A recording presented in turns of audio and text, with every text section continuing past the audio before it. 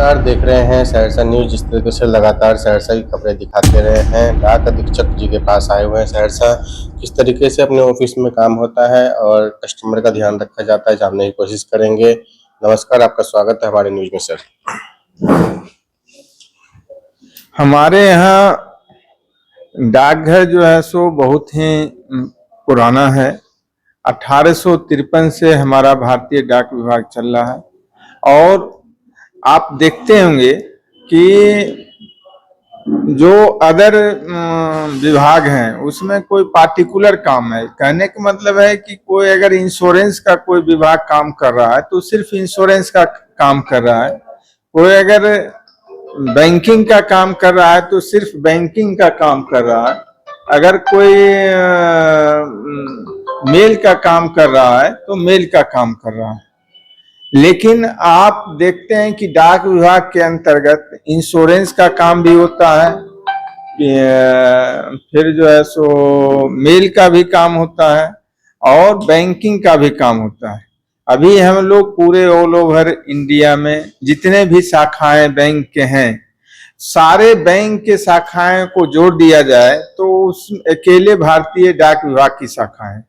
हमारे यहाँ 1,60,000 से ऊपर पोस्ट ऑफिस की शाखाएं हैं जो स्मॉल बैंकिंग का काम कर रहा है। जबकि आप नेशनलाइज बैंक को देखेंगे तो उनकी शाखाएं लगभग पूरे ऑल ओवर इंडिया में 25,000 के आसपास है। लेकिन हमारे यहाँ 1,60,000 शाखाएं हैं। हमारा जो है सो कोई भी ऐसा जगह नहीं है, भारत का कोई भी अधिकृत जो भी क्षेत्र है सब पर हमारा डाक विभाग जुड़ा हुआ है। चाहे वो पहाड़ हो, जंगल हो, नदी हो, सब जगह डाक विभाग मौजूद है।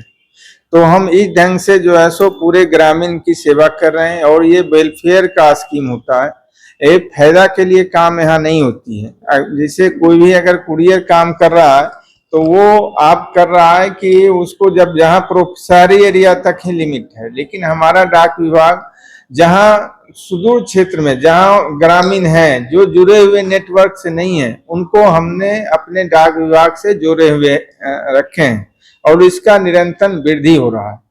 और नई नई सेवाएं भी आ रही है डाक विभाग में। जैसे कोई DNK है, डाक निर्यात केंद्र, तो इसमें जो है सो स्मॉल जो उद्योग हैं वो जुड़ सकते हैं और अपना सामान पूरे all over India, all over world भेज सकते हैं। इसी ढंग से जो है सो उसका पैकेजिंग का भी सुविधा है। इसी ढंग से जो है सो PLI है, RPLI है, ग्रामीण डाक जीवन बीमा। जो आदमी गांव में से जुड़े हुए हैं उनको हम लोग अपने यहाँ जोड़ सकते हैं। और इसका उद्देश्य ये है कि कम प्रीमियम और अधिक बोनस, और पूरे ऑल ओवर जो भी विकसित राष्ट्र हैं उसमें सारे ग्रामीण जो है सो इंश्योर्ड होते हैं। आप देख रहे हैं कि निर्जीव चीज जो है सो इंश्योर्ड होता है, यहाँ लोग कराते हैं और अपने आप का इंश्योरेंस नहीं करवाते हैं। तो हम लोग वो एक जागरूकता अभियान चलाए हुए हैं कि जो मतलब सारे ग्रामीण अपने आप को डाक विभाग से, ग्रामीण डाक जीवन बीमा के माध्यम से, डाक जीवन बीमा के माध्यम से जुड़े।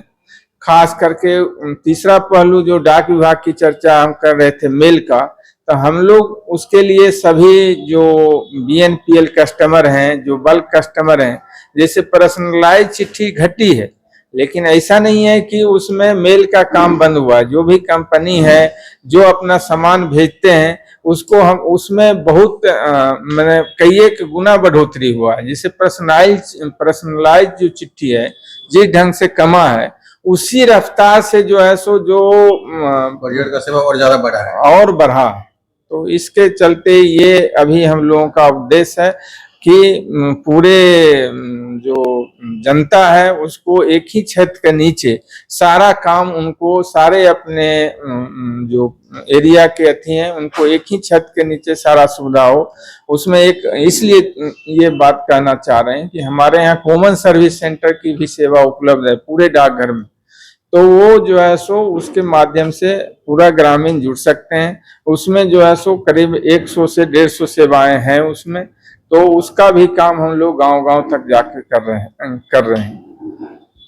जिस तरीके से भारत सरकार द्वारा जो है सभी डाकघर को बैंकिंग से जब जैसे जोड़ा गया है, तो बैंकिंग के अंदर किस किस तरह के काम होते हैं, क्योंकि गांव घर ये जो है काफी रूरल एरिया है, कोसी कमिश्नरी है, तो बहुत लोगों को पता नहीं होता, डायरेक्ट बैंक चले जाते हैं। तो अपने डाकघर में किस किस बैंकिंग की सुविधा उपलब्ध है वो भी थोड़ा बताएं सर। देखिए, एक बात तो आपको मैं सूचित करना चाह रहा हूं यहाँ से कि जितने भी सेविंग बैंक अकाउंट हैं पूरे ऑल ओवर नेशनलाइज बैंक में, उनसे कई एक गुना ज्यादा कल्ले जो है सो डाकघर में है। और आप जान रहे हैं कि बैंकिंग जो है गांव-गांव में नहीं है, लेकिन मेरा पोस्ट ऑफिस गांव-गांव में है और इसका नाम है स्मॉल सेविंग स्कीम। वो ग्रामीणों के लिए ही है। आप आज देख रहे हैं कि जो भी कोई एसबी का पैसा जमा कर रहे हैं तो उसमें जो है सो उनका रेट ऑफ इंटरेस्ट 2.5% है, जबकि हमारे यहाँ जो सेविंग स्कीम में जो खुलवाते हैं तो उनका मिनिमम जो है सो 4%। तो ये बहुत बड़ी बात है। और सबसे बड़ी बात यह है कि जो हमारे जनता का पैसा है उसका कार्य जो है सो भारत सरकार के विकास कार्यों में लगता है। हम यहाँ उसका प्रोफेशनलाइज नहीं है कि हम उसका जो है सो लेंगे फिर लोन देंगे फिर इंटरेस्ट आएगा, इस टाइप की बात नहीं है। उसका जो पैसा है हमारे ग्रामीणों का डायरेक्ट रूप से वो रोड में भारत सरकार की अन्य परियोजनाओं में लगता है, इसलिए ये अलग अर्थी से भी इम्पोर्टेंट।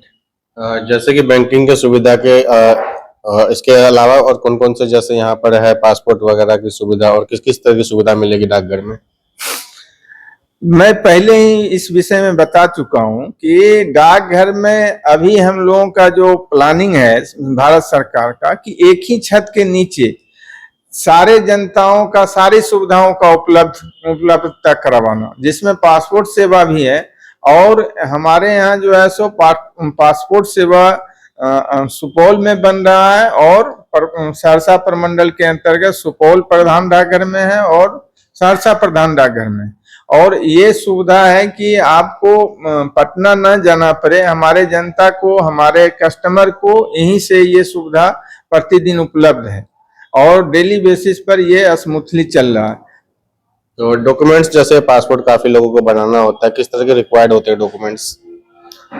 पासपोर्ट सेवा में जो उसका रिक्वायरमेंट है, जैसे उसका केवाईसी तो हर डॉक्यूमेंट्स के साथ होना है, तो एड्रेस प्रूफ और केवाईसी तो मस्ट है। बाकी जो उनका जो फोटो है और रिलेटेड डॉक्यूमेंट है सब लोग अवेयर हैं और नोटिस बोर्ड पर सब लगा दिया गया। और आज आप कह रहे थे किसी तरह का आज कार्यक्रम भी रखा जाएगा? आज हम लोग सहरसा प्रमंडल के अंतर्गत जो है पिछले वित्तीय वर्ष का रिव्यू मीटिंग है और उसमें जो है सो हमारे मुख्य डाक महाध्यक्ष भी VC के माध्यम से लोगों को संबोधित करेंगे, इसलिए कि सहरसा प्रमंडल पिछले वित्तीय वर्ष में प्रधानमंत्री सूर्यघर बिजली योजना में प्रथम स्थान किया है। 40,000 से अधिक घर को रजिस्टर्ड करवा के नंबर 1 पर है और हमको लगता है कि पूरे भारत वर्ष में बिहार प्रमंडल भी दूसरे स्थान पर है। तो उसका रिव्यू मीटिंग है सारे वित्तीय वर्ष के कार्यों का। और उसके साथ साथ हम लोग जागरूकता अभियान चला रहे हैं कि हमारे यहाँ 7 मई को जो इलेक्शन है सहरसा में, और सहरसा में पिछले बार इलेक्शन में जो है सो यहाँ वोटरों की संख्या कम हुई थी, पूरे बिहार में सबसे कम सहरसा था। तो इस बार हम लोग डाक विभाग के माध्यम से भी जोर शोर से लगा रहे हैं कि इसमें जो है सो अधिक से अधिक हमारा जो है सो परसेंटेज बढ़े, लोकतंत्र को हम लोग मजबूत करें। तो देख पा रहे हैं साफ साफ कहना है डाक अधीक्षक जी का कि लोकतंत्र को मजबूत करने के लिए, परसेंटेज बढ़ाने के लिए लगातार काम कर रहे हैं। जिस तरह से भारत सरकार के द्वारा डाक को बैंकिंग की सुविधा के अलावा और भी कई तरह की सुविधा जोड़ा गया है, जो कि पूरे देश में सबसे ज्यादा जो है इनका केंद्र खुल चुका है। जितनी बैंकिंग का जो है केंद्र नहीं है, जितना किसी भी ब्रांच का केंद्र नहीं है, उनसे ज्यादा लगभग 1.5 लाख के आसपास जो है डाकघर का जो है ब्रांच हर एक जिला में, हर एक गाँव में 1,60,000 के आसपास पहुंच चुका है। हर एक गाँव में, हर एक जिला में, हर एक पंचायत तक पहुंच चुका है। तो इससे बड़ा जो है नेटवर्किंग का काम कोई कर ही नहीं सकता है। जो भी आपके काम है अपने डाकघर में आप लोग करवा सकते हैं। हमारे साथ है सहरसा डाक अधीक्षक, आपका नाम सर? मनोज कुमार। हमारे साथ थे सहरसा डाक अधीक्षक मनोज कुमार जी, जिनसे बात करके पता चला कि डाक के घर के अंदर क्या क्या और भी कई तरह के काम होते हैं। जो भी जनता देख रहे हैं और उनको किसी भी तरह के काम संबंधित करवाने हैं तो डाकघर जरूर आए। जिला सहरसा से रंजन जायसवाल की रिपोर्ट।